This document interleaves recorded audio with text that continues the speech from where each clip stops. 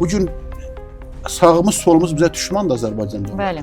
Ona görə düşmandır ki, Azərbaycan dövləti öz torpaqlarını BMT-nin belə də icra etmədiyi qərarları Azərbaycan dövlət başçısının şəxsən tək özü, bəli, özü də icra elədi. Bunu gizlətməyə dəyməz. Bir də bunu deyəndə bizim bəzi dostlarımız deyir ki, nə yaltaqlanacaq, Qarabağı indiyənə qədər alınmamış, həsrətində qalmışdıq ki, ayalda. Görən Şuşadan indi o xarı bülbül bitirmə, o nə bilim ağacların dibində nə varmı? Biz gedirik də, sağ olsun bizim partiyalarla iş şöbəsi, bizi də dəvət edirlər, aparırlar, orada biz iclaslar keçiririk, cəmaatla görüşlər keçiririk. Bunu gözümüzlə görürük, inkişafı da görürük. Amma inkişafa maneçilik eləyənləri də görürük.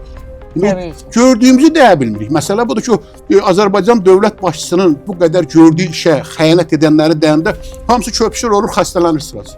Bax, falan kəs nə provokasiya edəcək? Siz Avropa parlamentində gedib 3 dənə deputatı tapıb onunla iş bilmirsinizsə ki, xaricdə səfirlərimiz çaxır satışından məşğuldursa, bunu Hafiz Hacıyevdən də 4 dəfə prezidentliyə namizəd olan Hafiz Hacıyev, həyatını canını bu dövlət üçün qoyan Hafiz Hacıyev deyəndə niyə köpüşürsün sən? Bax, bu məsələlər bizi narahat edir. Ona görə də cənab prezidentə bir kömək lazımdır. Həm daxildə, həm xaricdə.